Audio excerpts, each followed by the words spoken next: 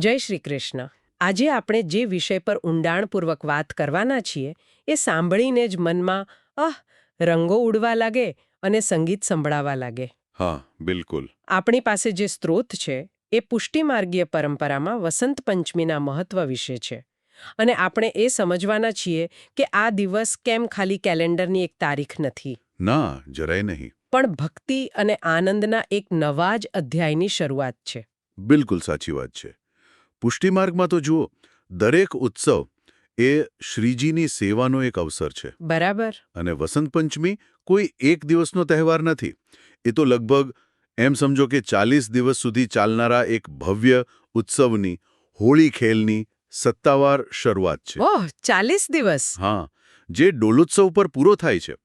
આજથી ભગવાન અને ભક્ત વચ્ચેના સંબંધમાં એક નવી મીઠાશ, એક નવું લાલિત્ય અને એક નવો રંગ ઉમેરાય. ચાલો તો આને જરા ખોલીને સમજીએ. મને સૌથી આશ્ચર્યજનક વાત એ લાગે છે કે જે હોળી આપણે ફાગણ મહિનામાં ઉજવીએ છીએ એનું બીજ છેક મા મહિનામાં, હા, અહીંયા જ. વસંત પંચમીના દિવસે રોપાય છે.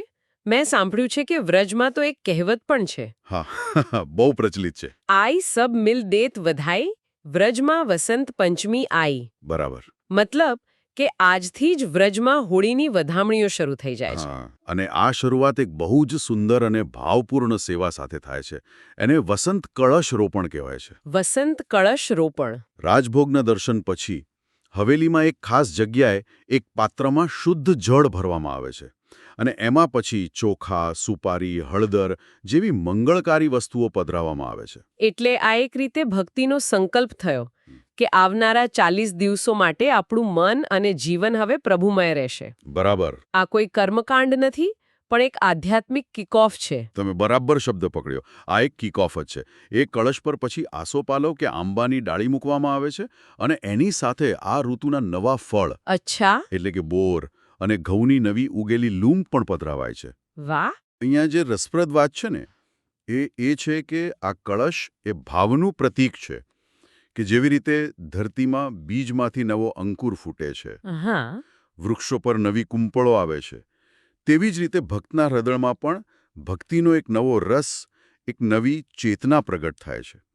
આ કળશ એ સંકલ્પ છે. કે આવનારા 40 દિવસો પ્રભુના રંગે રંગાવાના છે. બિલકુલ. અહીંથી વાત ખરેખર બહુ જ રસપ્રદ બને છે. સ્ત્રોતોમાં એવો ઉલ્લેખ છે કે વસંત પંચમી કામદેવ સાથે પણ જોડાયેલી છે. હા, છે. હવે સામાન્ય રીતે લોકો કામદેવને પ્રેમ અને વાસનાના દેવ તરીકે જુએ છે. તો ઘણા લોકો એવું માની શકે કે આમાં દુનિયાવી શૃંગારની વાત છે. આ ભ્રમ પુષ્ટિમાર્ગમાં કેવી રીતે દૂર થાય? આ બહુ જ મહત્વનો પ્રશ્ન છે, કારણ કે પુષ્ટિમાર્ગનો દૃષ્ટિકોણ અહીંયા એમ સમજો કે સંપૂર્ણપણે અલગ છે. ઓકે. અહીં કામદેવને કોઈ સ્વતંત્ર દેવતા તરીકે નથી જોવામાં આવતા, પણ પ્રભુના એક દાસ તરીકે, એક સેવક તરીકે જોવામાં આવે છે. અચ્છા, પ્રભુના દાસ તરીકે. હા, ભગવાન શ્રી કૃષ્ણ પોતે ગીતામાં કહે છે, ઋતુનામ કુસુમાકરઃ. જેનો અર્થ થાય ઋતુઓમાં હું વસંત છું. બરાબર. આનો ગૂઢ અર્થ એ છે કે વસંત ઋતુ અને તેના અધિપતિ કામદેવ એ પ્રભુને વશ કરવા નથી આવતા, પણ પ્રભુના જ આદેશથી પ્રભુની જ સેવામાં પ્રકૃતિની તમામ સુંદરતા લઈને હાજર થાય છે. એટલે કે પુષ્ટિમાર્ગની દૃષ્ટિએ પ્રેમનું દેવતા પોતે જ શ્રી કૃષ્ણના પ્રેમમાં દાસ છે. અરે વાહ, આ તો સમગ્ર દૃષ્ટિકોણ જ બદલી નાખે છે. બિલકુલ. શ્રી કૃષ્ણનું એક નામ જ મદન મોહન છે. મદન એટલે કામદેવ. જે કામદેવને પણ મોહી લે એ મદન મોહન. મદન મોહન. અહીં ભૌતિક આકર્ષણ કે દુનિયાવી પ્રેમની વાત જ નથી. અહીં તો દિવ્ય પ્રેમની વાત છે, જ્યાં કામદેવ પોતે શ્રીજીના રૂપ, એમની લીલા, એમના ભક્તોના પ્રેમભાવથી મોહિત થઈ જાય છે. વાહ. વસંતની સુંદરતા, ફૂલોની સુગંધ, પક્ષીઓનો કલરવ, આ બધું શ્રીજીના આનંદ માટે છે, શ્રીજીની લીલાનો એક ભાગ છે. આ દૃષ્ટિકોણ દુનિયાવી ઈચ્છાને દિવ્ય, નિસ્વાર્થ પ્રેમ તરફ વાળી દે છે. આ ભાવનાત્મક પરિવર્તનની સાથે સેવામાં પણ કેટલાક નક્કર ફેરફારો જોવા મળતા હશે. મને હંમેશા એ વાતની નવાઈ લાગી છે કે શ્રીનાથજીના વસ્ત્રોના રંગ વિશે બે અલગ અલગ પરંપરાઓ છે. હા, છે. અમુક જગ્યાએ સફેદ વસ્ત્રો અને અમુક જગ્યાએ પીળા. હવે વસંત તો રંગોનો તહેવાર છે, તો પછી આટલો શાંત સફેદ રંગ કેમ પસંદ કરાયો હશે? તમારો સવાલ બહુ સ્વાભાવિક છે, અને એનો જવાબ પુષ્ટિમાર્ગના મૂળ સિદ્ધાંતમાં છુપાયેલો છે. ભાવ મુખ્ય છે. ભાવ મુખ્ય છે. બરાબર. બંને પરંપરાઓ સાચી છે અને બંને પાછળ ઊંડો ભાવ રહેલો છે. ચાલો પહેલા સફેદ વસ્ત્રોની વાત કરીએ. હા. એનો ભાવ એવો છે કે વસંતમાં પ્રકૃતિ પોતે જ રંગીન હોય છે. ચારે બાજુ લાલ, પીળા, કેસરી રંગના ફૂરો ખીલી ઉઠે છે. ખરું? આવા સમયે પ્રભુ પોતે એકદમ શાંત, શીતળ અને શ્વેત રંગના ઘેરદાર વાઘા ધારણ કરે છે. ઓ, જાણે કે પ્રભુ એક શ્વેત કેનવાસ બનીને ભક્તોના પ્રેમના રંગને પોતાના પર ઝીલવા માટે તૈયાર થયા હોય. એકદમ સાચું. તમે બરાબર સમજ્યા. પ્રભુ જાણે કહે છે, તમે તમારા પ્રેમના, તમારી ભક્તિના રંગો લઈને આવો, હું એ બધા રંગોને સ્વીકારવા તૈયાર છું. વાહ!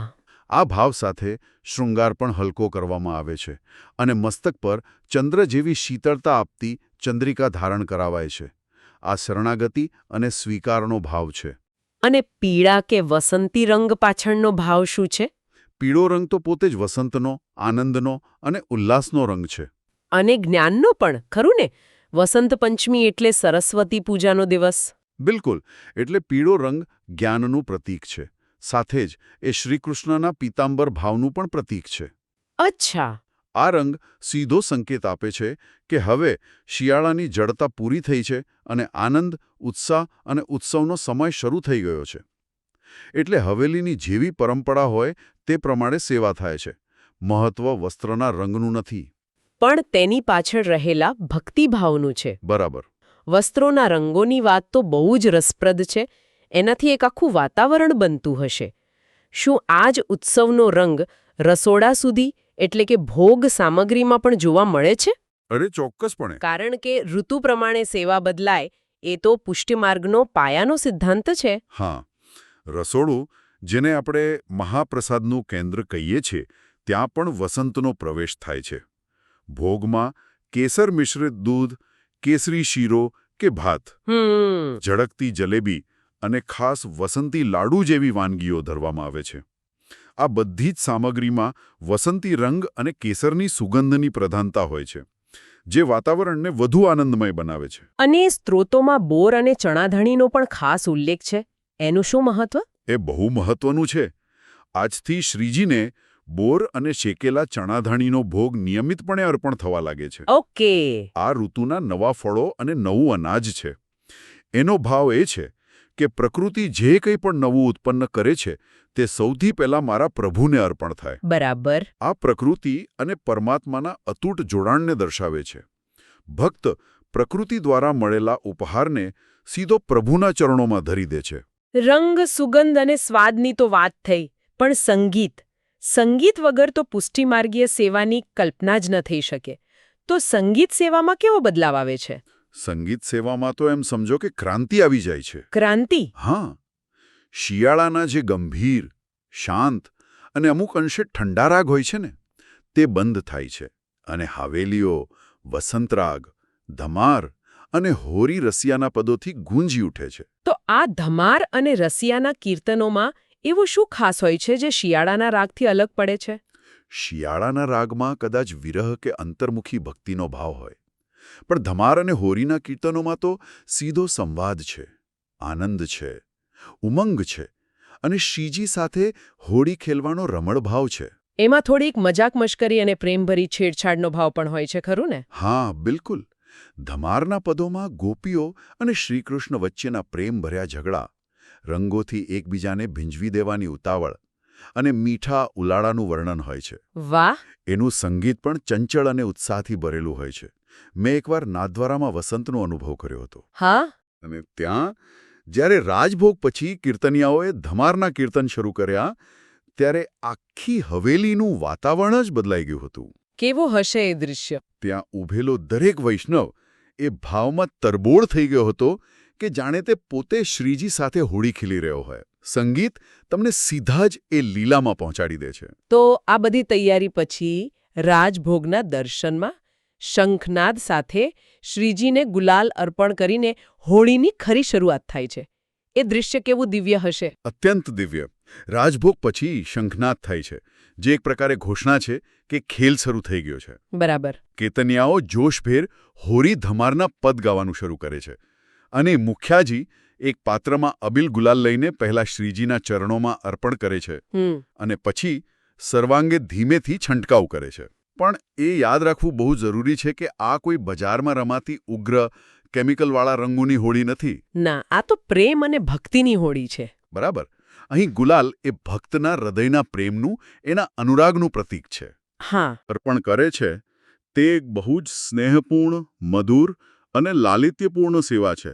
જાણે ભક્ત કહી રહ્યો હોય, હે પ્રભુ, મારા જીવનનો રંગ તમે જ છો અને આ રંગ હું તમને જ સમર્પિત કરું છું. આ બધી વિધિઓ અને પરંપરાઓને એકસાથે જોઈએ તો વસંત કળશ, વસ્ત્રોના રંગ, નવો ભોગ, હોરીના કીર્તન, એ સ્પષ્ટ થાય છે કે આ માર્ગ ત્યાગનો, વૈરાગ્યનો કે દુઃખનો નથી. ના, બિલકુલ નથી. પણ પૂરેપૂરા ઉલ્લાસ અને આનંદનો છે. તમે પુષ્ટિ માર્ગનો સાર કહી દીધો.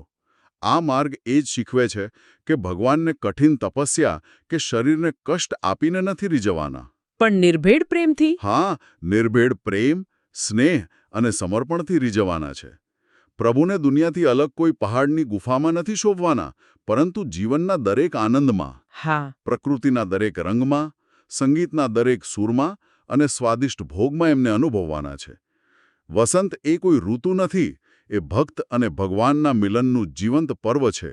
આ સમગ્ર ચર્ચાનો સાર કદાચ એ જ છે કે વસંત પંચમી એ શિયાળાની જડતામાંથી ચેતના તરફ, શુષ્કતામાંથી રસ તરફ અને કદાચ સૌથી અગત્યનું ફરજમાંથી આનંદ તરફની યાત્રાનો પ્રારંભ છે. બહુ સરસ કહ્યું. સેવાનો અર્થ બોજ નહીં પરંતુ ઉત્સવ છે. આ એક એવી જીવનશૈલી છે જ્યાં રોજિંદુ દરેક કાર્ય પ્રભુ માટેનો એક ઉત્સવ બની જાય છે. બિલકુલ. અને આ જ ભાવના આપણને આપણા પોતાના જીવન વિશે વિચારવા મજબૂર કરે છે. સાચી વાત છે. સ્ત્રોત આપણને જબરદસ્તી કે બોજ વગર આનંદપૂર્વક સેવા કરવા માટે પ્રોત્સાહિત કરે છે. ખરેખર. અને એ જ વિચારવા જેવી વાત છે કે આપણે આપણા રોજિંદા જીવનમાં, પછી એ આપણું કામ હોય, આપણા પારિવારિક સંબંધો હોય કે આપણી પોતાની આધ્યાત્મિક સાધના હોય, હા, ક્યાંય પણ એમાં ફરજના ભાવને ઉત્સવના આનંદમાં કેવી રીતે બદલી શકીએ, એ કઈ દ્રષ્ટિ છે, એ કયો ભાવ છે જે સામાન્યમાં સામાન્ય લાગતા કર્તવ્યને પણ એક દિવ્ય લીલા, એક આનંદમય ખેલ બનાવી દે.